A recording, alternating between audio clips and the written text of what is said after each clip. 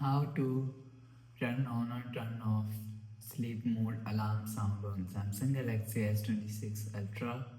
Let's start the video. First of all, go to App Library. Here click on Settings app. Now in Setting, scroll down. Scroll down and click on Modes and Routines. After click on Modes and Routines, scroll down and click on Sleep. After click on Sleep, click on Schedule and click on Sleep Schedule. Scroll down and you will see alarm sound is here. If you want to turn off sleep alarm sound, so turn off this button.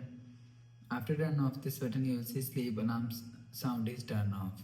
If you want to turn on sleep sound alarm sound, so turn on this button. After turn on this button, you will see sleep alarm sound is turned on.